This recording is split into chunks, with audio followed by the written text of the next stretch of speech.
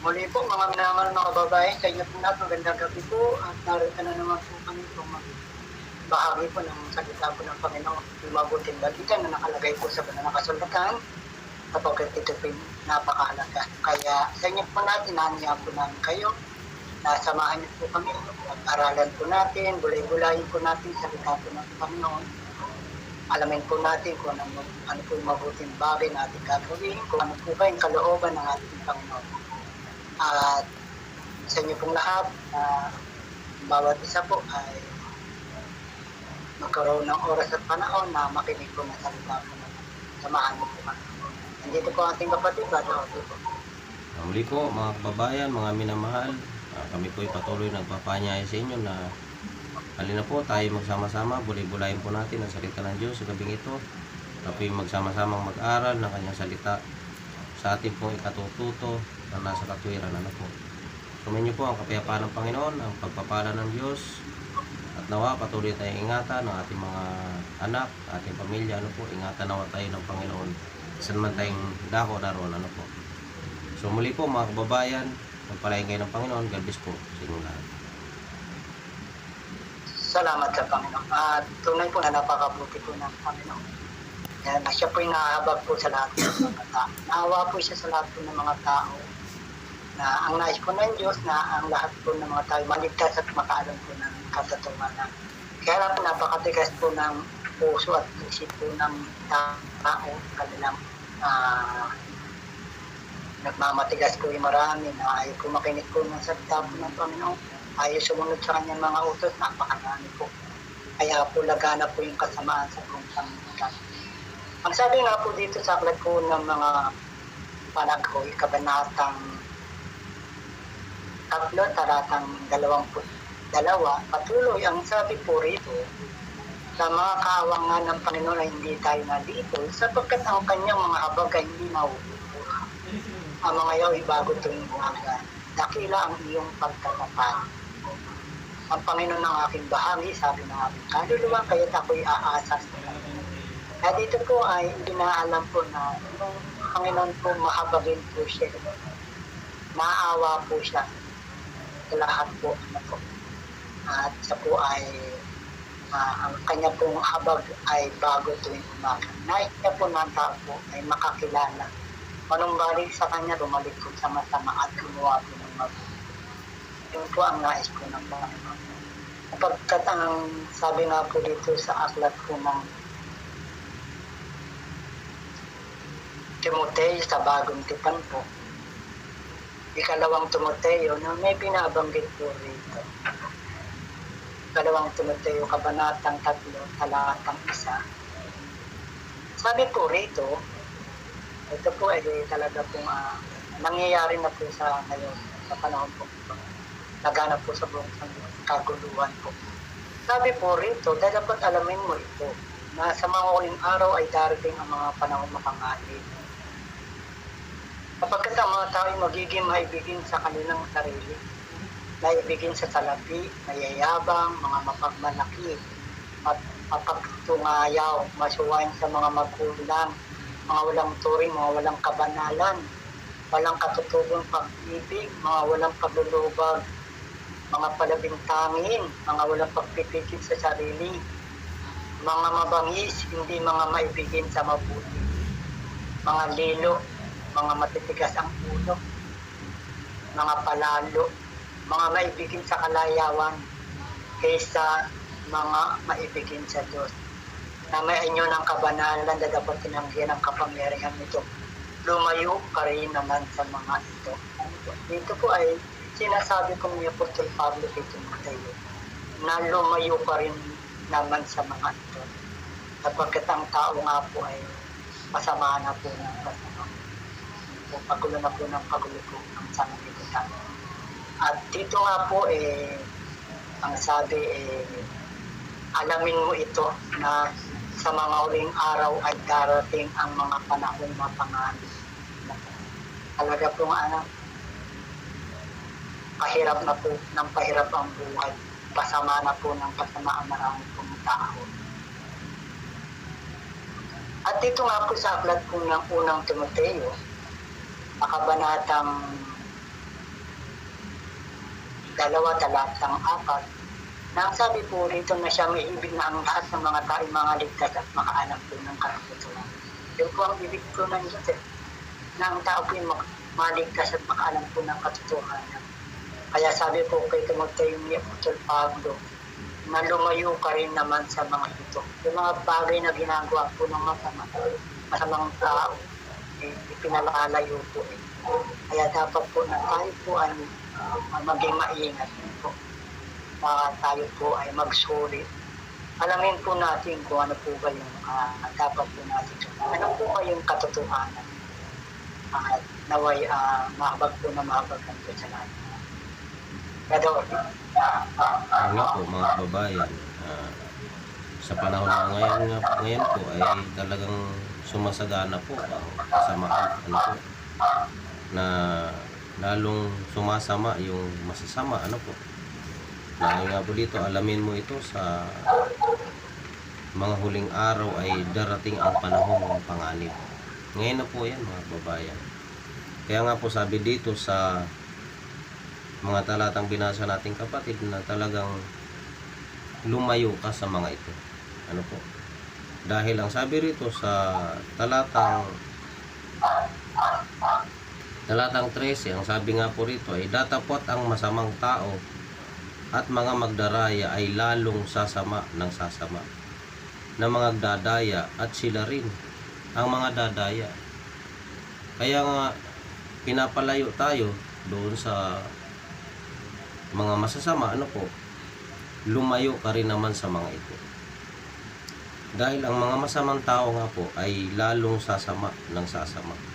At mga dadaya at sila rin ang mga dadaya. Ngunit ang sabi ng Apostol Pablo sa kay Timoteo, ang sabi, datapwat manatili ka sa mga bagay na iyong pinag-aralan. At sa pinagkaroonan mo ng katunayan, yamang nalalaman mo kung kanino mo nangatutuhan. Ayan. Datapot ang panatilihan po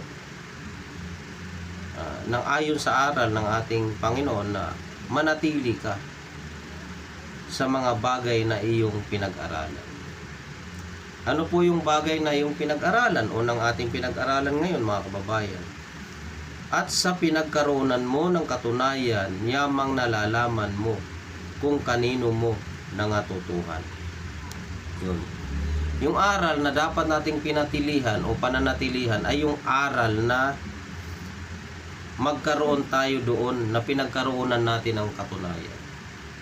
Ano po yung katunayan mga kababayan sa ating pinanatilihan?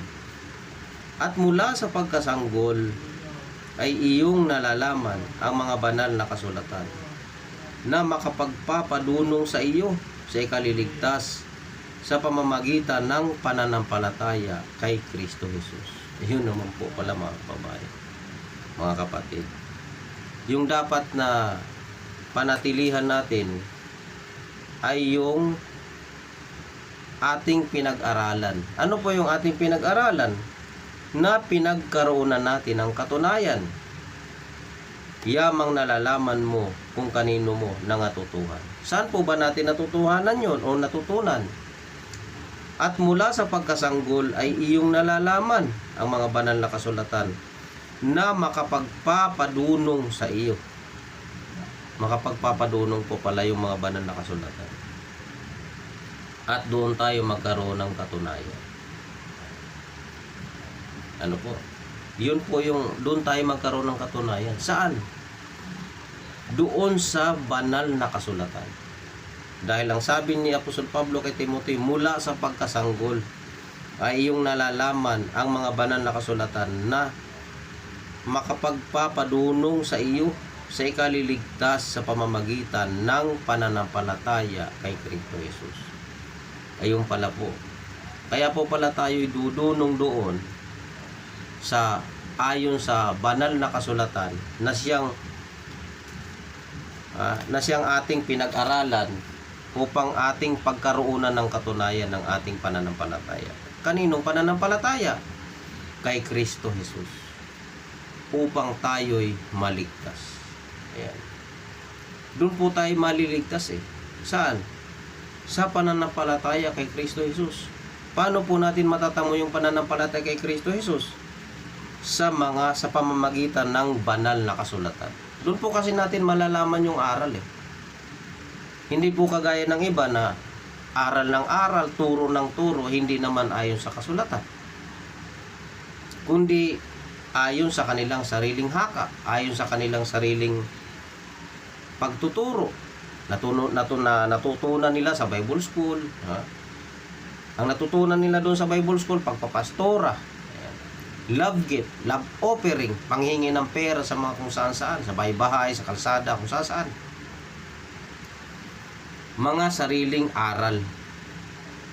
Mga aral na hindi magkaroon ng katunayan. Anong klaseng katunayan? Katunayan ng pananampalataya kay Kristo Jesus. Ano po yung pananampalataya kay Kristo Jesus? Na ikaliligtas. Yung pong magpapadunong sa atin, yung banal na kasulatan. Ano pong karunungan ang matatamo natin sa banal na kasulatan? Ang pananampalataya kay Kristo Jesus sa ikaliligtas. Ito ba mga kapatid? Katulad na lang po ng iba. Ginaya nila yung nakasulat sa Israel na sila'y remnant. Ang Israel naging remnant kasi sila yung kaisa-isang bayan na pinili ng Diyos. At nung sila'y ipinasakop ng Diyos sa kanilang mga kaaway, ay nalabi silang kaunti sa bilang. Kaya sila'y tinawag na remnant. Yung mga alagad ng Panginoon Kristo, ang sabi niya, ipangaral ninyo ang ebanghelyo sa buong sanglibutan. Ang sumampalataya at mabautismuhan ay maliligtas. Iisipin mo, nandito ka sa Pilipinas, ang ipapangalan mo sa inyong samahan, remnant. Sa buong mundo ang pangangaral ng ebanghelyo, hindi lamang po sa Israel. Kaya, bakit mo tatawaging remnant yung samahan ninyo? Kayo lang ba ang natirang alagad ni Kristo? Yan po ang isang halimbawa ng mga pangangaral ng mga tao na walang katuturan, walang katotohanan sa kanila.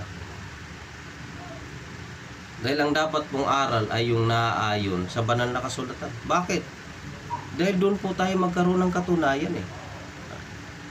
Doon po tayo magkaroon ng katunayan. Nang sabi niya po sa Pablo, datapwat manatili ka sa mga bagay na iyong pinag-aralan at sa pinagkaroonan mo ng katunayan, yamang nalalaman mo kung kanino mo natutuhan.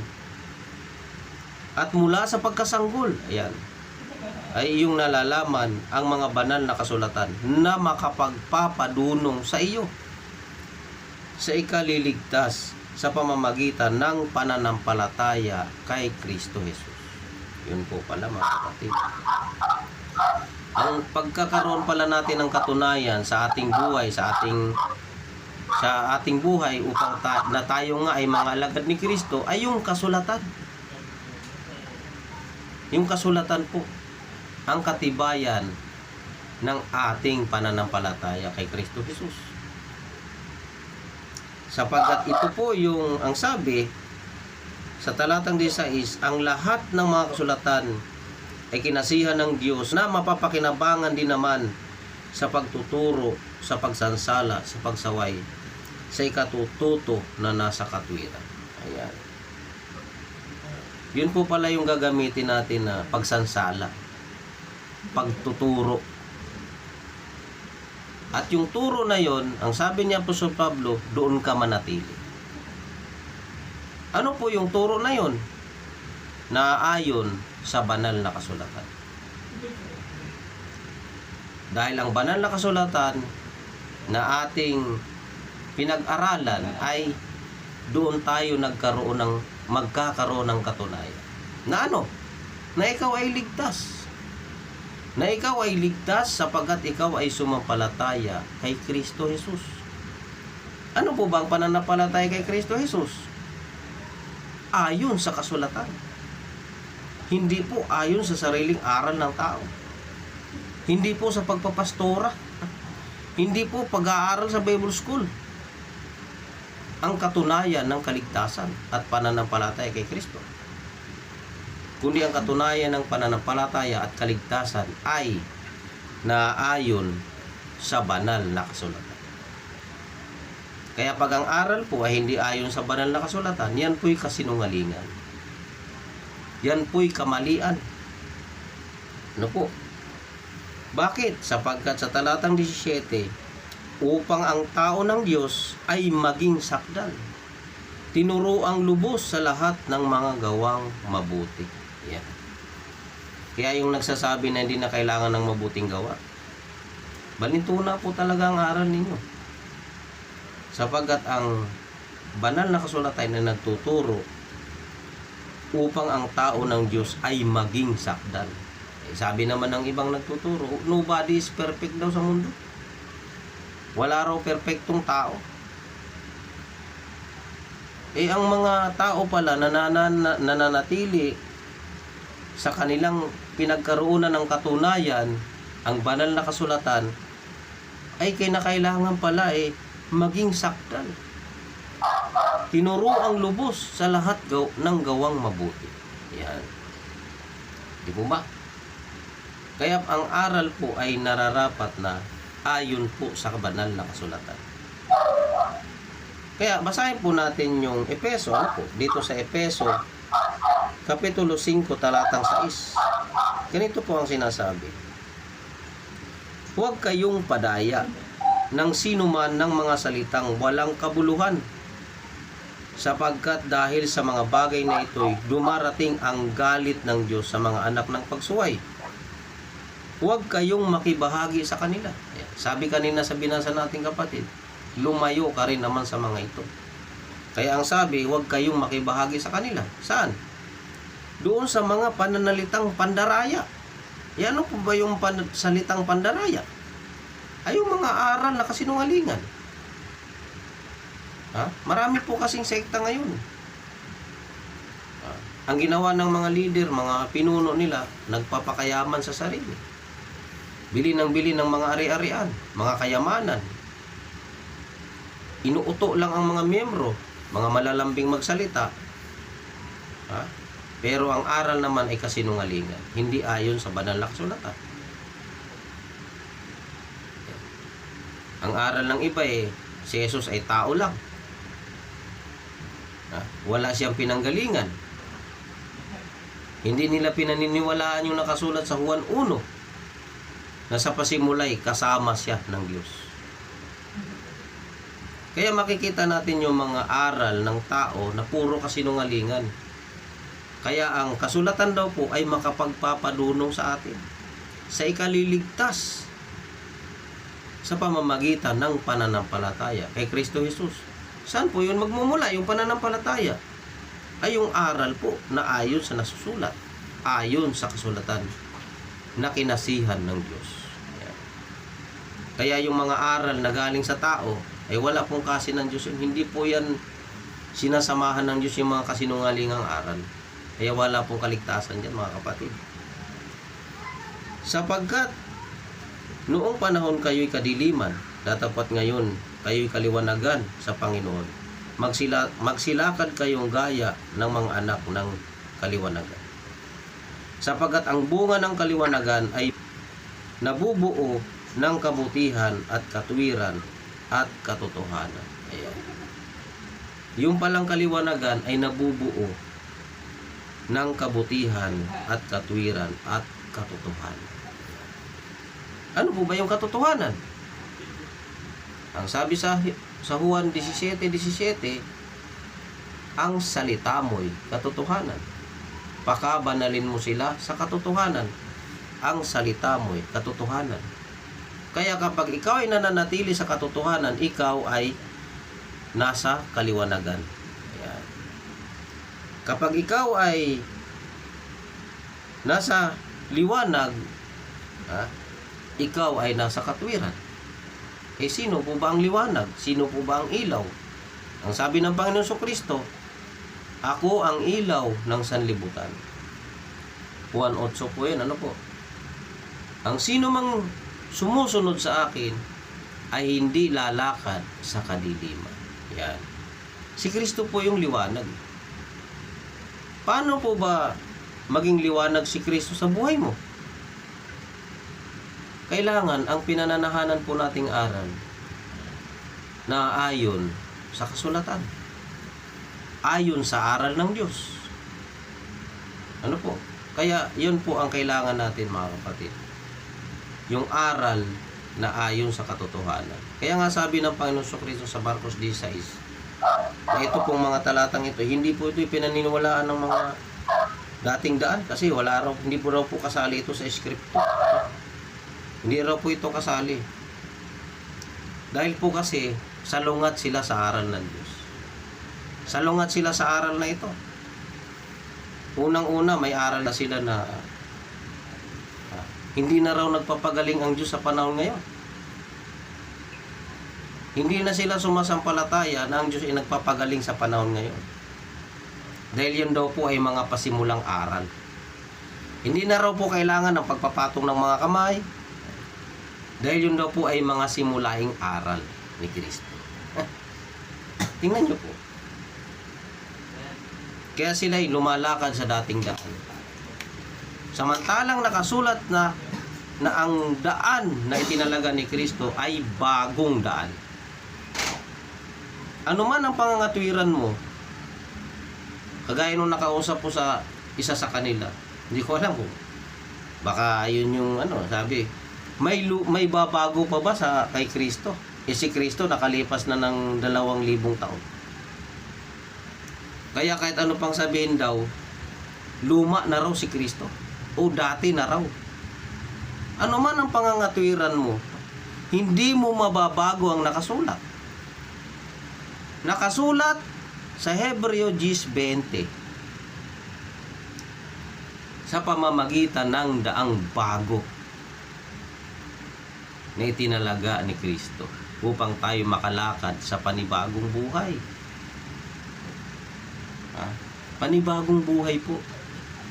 Sapagat lahat ng tumanggap kay Kristo ay lalakad sa bagong buhay, sa bagong daan. Hindi po mababago yung aral ng Panginoon. Kaya ano pang pamimilosopo mo, wala kang magagawa. Kasi ang katotohanan ng Diyos ang mananayo. Sabi rito sa Marcos, at sinabi niya sa kanila, magsiyaon kayo sa buong sanglibutan at inyong ipangaral ang ebanghelyo sa lahat ng kinapal. Ang sumampalataya at mabautismuhan ay maliligtas. Yan po.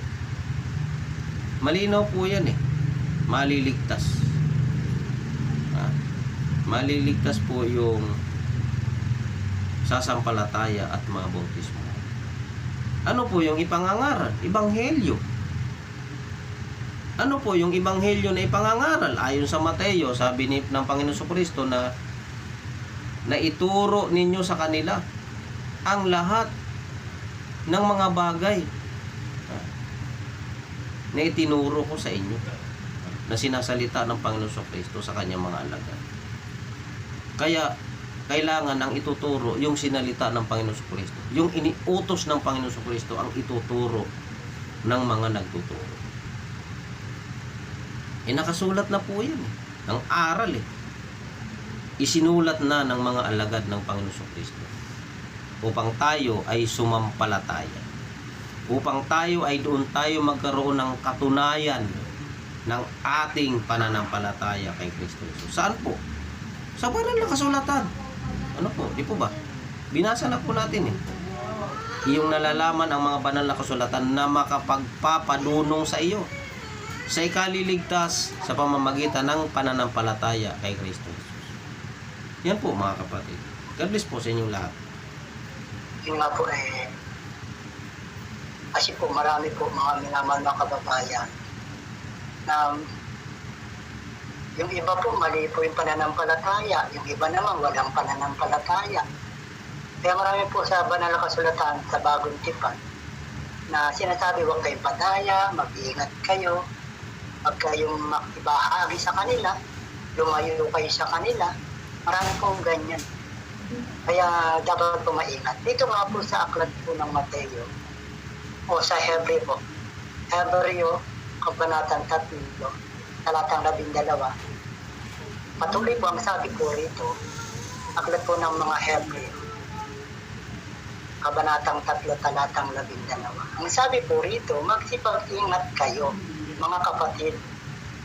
Baka sakaling meron sa kanino man sa inyo na isang pusong masama na walang pananampalataya, na naghihiwalay sa inyo sa Diyos na buhay. Napakalinaw. Mga kapatid, magsipag-ingat kayo. Baka sakaling mayroon sa kanino man sa inyo na isang pusong masama na walang pananampalataya, na naghihiwalay sa inyo sa Diyos na buhay. Meron palang tao na walang pananampalataya, yung iba naman po, mali yung pananampalataya. Kaya marami pong naliligaw, marami pong napapahama. Dahil nga po sa mga nagtuturo, hindi po natuturo ng katotohanan. Yung salita po ng Panginoon, nakalagay sa banal na kasulatan. Ang sabi po rito, ngunit kayo'y mga pangaralan sa isa't isa araw-araw. Samantalang sinasabi ngayon, baka papagmatigasin ang sino man sa inyo ng dayak ng kasalanan. Father Orly, sabi ko sa mga kapatid, mga pangaralan sa isa't isa araw-araw. Talagang mga aaralan sa isa't isa araw-araw. Ano po, kasi meron pong maling pananampalataya, meron naman taong walang pananampalataya na ang sabi na naghihiwalay sa inyo sa Diyos na buhay. Ngayon, baka papagmatigasin ang sino man sa inyo ang daya ng kasalanan. Ganyan po, ano po.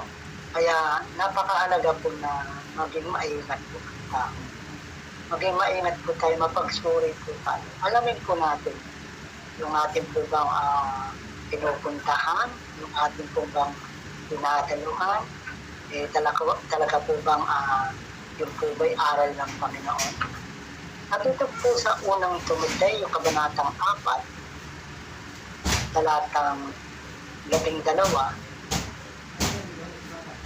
ang sabi po rito, huwag hamakin ng sino man ang iyong kabataan. Sabi po ni Apostol Pablo kay Timoteo, kundi ikaw ay maging uliran ng mga nagsisisampalataya sa pananalita, sa pamumuhay, sa pag-ibig, sa pananampalataya, sa kalinisan. Sabi po rito kay Timoteo, ikaw ay maging uliran, maging mabuting halimbawa, maging uliran saan? Ng mga nagsisisampalataya sa pananalita, sa pamumuhay, sa pag-ibig, sa pananampalataya, sa kalinisan. Hanggang ako'y pumariyan ay magsikap ka sa pag-asa, sa pangangaral, sa pagtuturo. Tingnan niyo po na, mga minamang mga kababayan, magsikap. Saan magsisikap? Sa pagbasa, sa pangangaral, sa pagtuturo. Ano po? Huwag mong pabayaan ang kaloob na nasa iyo ibinigay sa pamamagitan ng hula na may pagpapatong na mga kamay ng kapulungan ng mga Kristotero. Magsipag ka sa mga bagay na ito, tumalaga kang dugo sa mga ito upang ang iyong pagkatulong ay mahayag sa lahat. Mag-ingat ka sa iyong sarili at sa iyong turo. Manatili ka sa mga bagay na ito sapagkat sa paggawa nito ay mayroong sarili ang ililigtas mo pati na ang mga nagsisipakin sa iyo. Salamat ka. Napakabuti ko ng Panginoon. Mapuri naman ang kanyang pangalan. Ayun at magpakailan kailangan. Kaya ang sabi, mag-ingat. Iingatan yung sarili, iingatan yung turo. Sapagkat ang ililigtas po yung sarili, pati po yung nagsisipak. Kaya dapat po talaga pong mag-ingat ng lubos. Dapat po mag-ingat na, talagang ingat po. Dapat. Lalo po sa pangangalan, sa pagtuturo po ng salita. Brother Lee. Yun nga po mga kababayan. Palagay nga po dito hanggang sa ako'y pumariyan ay magsikap ka sa pagbasa, sa sa pangangaral at sa pagtuturo.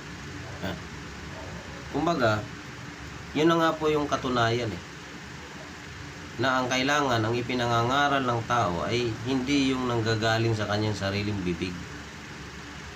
Hindi yung nanggagaling sa sariling haka ng kanyang puso. Kundi ang aral ay yung pagbabasa. Binabasa. Magsikap. Ang sabi, magsikap ka sa pagbasa. Sa pangangaral, sa pagtuturo. Kaya nga ang sabi sa talatang 16 na binasa natin kapatid, mag-ingat ka sa iyong sarili at sa iyong turo. Ang pag-iingat pala sa turo at sa pangangaral ay yung dapat, ang ipinangangaral, yung ayon sa nababasa. Ayon sa binabasa, ayon sa nasusulat. Kaya nga ang sabi, sa binasa kanina natin sa 2 Timoteo na iyong nalalaman ang mga banal na kasulatan na makapagpapadunong sa iyo sa ikaliligtas ng bawat nagsisampalataya kay Kristo Jesus. Bakit po? Kasi nga doon po natin matatanggap yung pananampalataya sa pakikinig. Malinaw po nakalagay sa Roma 10, di po ba? Sa 17 na ang pananampalataya ay nanggagaling sa pakikinig. Anong pakikinggan? Aral ni pastor? Pagpapastora? Pagbibigay ng mga pera? Puro pera. Marami ako naririnig. Mga pastor nagtuturo Blessing. Spread your blessing. Para kayo pagpalay ni Lord. Ganun. Puro pera. Magkukwento na ako dati ay isang tricycle driver. Ngunit ngayon ay pinagpapala ni Lord. Mga ganon. Puro pagpapala. Pagdating sa pera, napakabibilis ng mga pastor na maraming mga nagtuturo na ito. Ang bibilis mangaral pagdating sa pera. Pera lang talaga Ang iba nag-aral maging ministro. Anong layunin? Maglingkod sa Diyos? Hindi po For the future, sa kanilang sarili. Para sa kanilang sariling pakinabang. Para pagkakitaan ang salita ng Diyos. Hindi para maglingkod sa Diyos. Yun po ang masaklap sa maraming tao. Na ang ipinangangaral, kasinungalingan para sa pera. Ang ipinangangaral galing sa kanilang sariling haka. Gagawa ng mga pamplito, gagawa ng mga libro, mga sarili nilang aklat. Lalagyan nilang mangilang-ilang talata. Tapos magpapaliwanag ng marami galing sa kanilang sariling kukote. Hindi po galing sa aral ng Panginoong Kristo. Dahil yan po ang nakasulat dito sa Juan sa 7. Ganito po ang sinasabi ng Panginoon dito sa Juan 7. Sabi niya rito, dito sa 16, 7:16 ng Juan, Ang sabi rito, sinagot nga sila ni Jesus at sinabi, ang turo ko ay hindi akin, kundi doon siya nagsugo sa akin. Ayan. Marami po kasi ngayon nagkiklaim siya daw yung sugo sa malayong silangan. Siya na yung mandaragit na ibon. Siya yung ibong mandaragit daw. Maraming nag-aangkin ngayon na sugo. May sugong tagabasa na nangangasiwa sa dating daan. Di ba ba? Ayaw nila sa bagong daan. Gusto nila sa dati. Di ba ba? Kaya maraming naliligaw. Nasabi ng Panginoon Kristo, ang turo ko ay hindi akin, kundi doon sa nagsugo sa akin. Kaya dapat pala, pag sinabi mong sinugo ka, dapat ang sasalitain mo hindi galing sa iyo. Hindi galing sa aral ninyong sarili sa Bible School. Hindi sa era school ng mga magpapastor in the future. Nag-aaral sa Bible School, ang natutunan kasinungalingan, hindi aral ni Kristo. Saan po ba makikita ang katotohanan at saan mababasang o saan matatanggap ang tunay na aral ng katotohanan? Ang sabi ni Apostol Pablo, at iyong nalalaman ang mga banal na kasulatan na makapagpapadunong sa iyo sa ikaliligtas ng bawat sumasampalataya kay Kristo Jesus. Ang mga banal na kasulatan ay kinasihan ng Diyos sa ikatututok, sa pagtuturo, sa pagsansala, sa pagsaway, sa ikatututok ng nasa katwiran. Yan. Yun po pag nangangaral, pag ang turo dapat na itinuturo ng tao ay yung galing sa kasulatan. Dahil yun ay magagamit sa pagtuturo, sa pagsansala ng kamalian na aral ng maraming tao. Sa talatang 17, kung ang sino mang tao ay nag-iibig gumawa ng kanyang kalooban, ay makikilala niya ang turo kung ito'y sa Diyos o kung ako'y nagsasalita na mula sa aking sarili. Makikilala po ng sino mang tao yung aral kung kasinungalingan o yung ayon kay Kristo. Bakit? Nag-iibig kasi siya na masunod yung kalooban ng Diyos. Ngayon kung ang tao ay naghahangad din matuto ng mangilan-ngilang talata para makipagdebate, wala po katotohanan doon. Dahil ang katotohanan ay makikilala mo ang turo kung ito'y sa Diyos o kung ang nagtuturo ay nagsasalita ng galing sa kanyang sarili. Ang susi po pala upang makilala mo ang aral na itinuturo ng bawat tao, ang nais mo ay masunod ang kalooban ng Diyos. Dahil ang sabi rito, ang nagsasalita ng saganang kanyang sarili, humahanap ng kanyang sariling kaluwalhatian. Datapwat ang humahanap ng kaluwalhatian niyaong sa kanya'y nagsugo, ang gayon ay totoo at sa kanya'y walang kalikuan. Yan.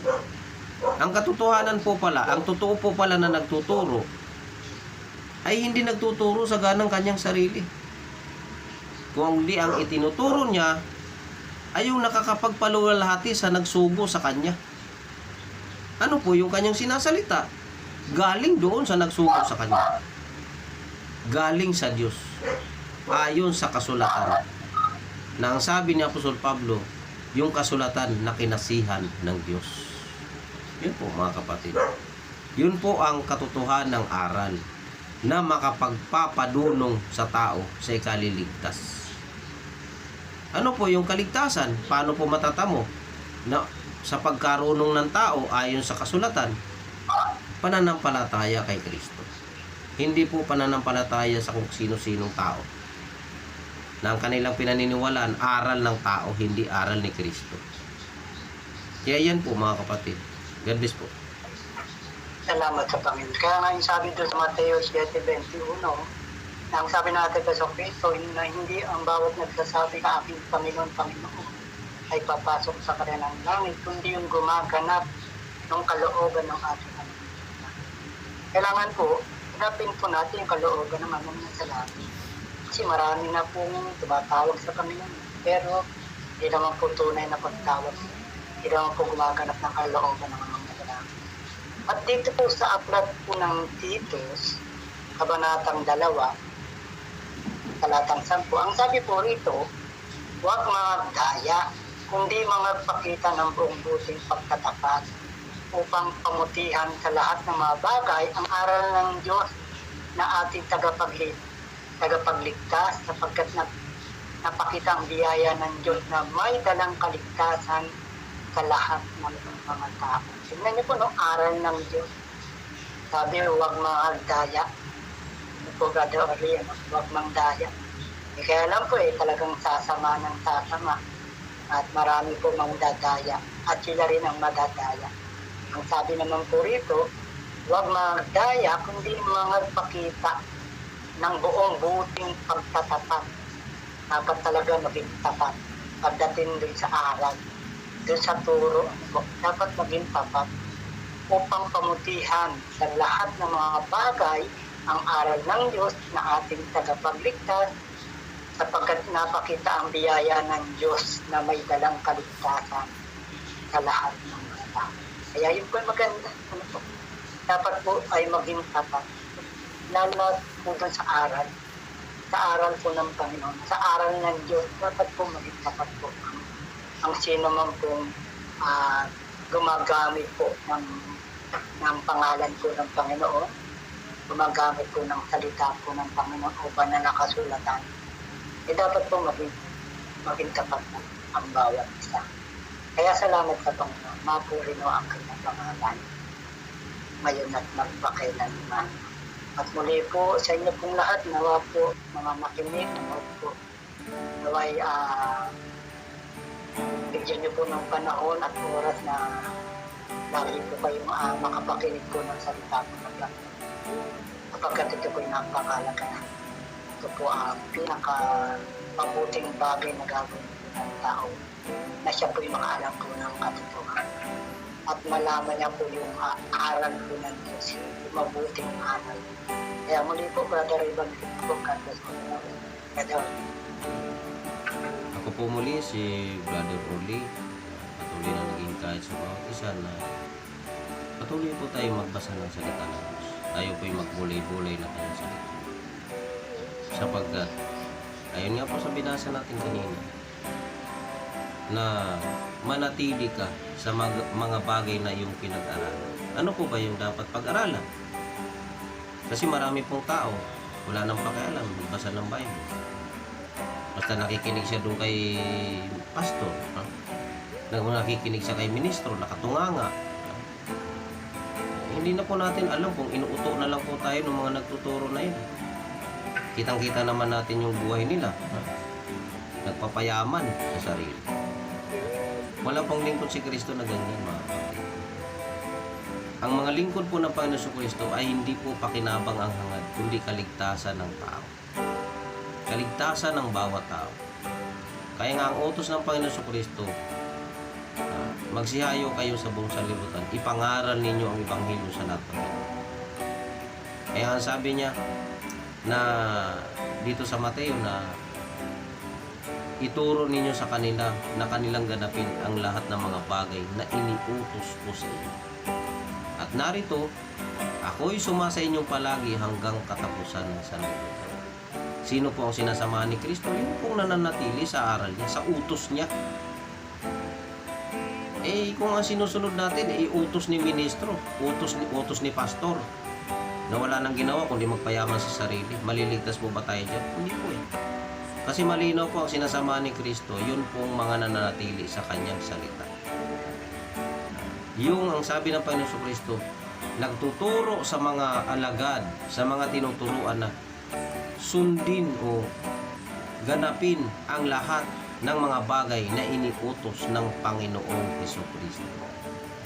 Malinaw po yan. Kaya nga sabi ni Apostol Pablo, hanggang sa ako'y pumarihan, magsikap ka sa pagbasa, sa pagtuturo, sa pangangaral. Yan. Habang nangangaral ka, babasahin. Babasahin yung aral, yung turo, babasahin. Hindi hahakaan. Marami po kasi nagtuturo, haka-haka lang. Babasa ng konti sa isang talata, pagkatapos hahakaan na ng mahaba.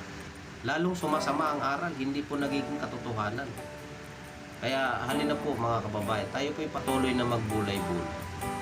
So muli, God bless po sa inyong lahat. Nawa po patuloy kayong ingatan ng Panginoon saan man kayo naroon at naway patuloy na gabayan ng bawat isa at ilayo sa masama. Nawa po ang mga bansa na may mga kaguluhan, nawa po patuloy na mahabag ang Diyos at naway marami pong taong magising sa katotohanan at nawa po tayo patuloy na bigyan ng Diyos ng kapayapaan. So God bless po mga kababayan.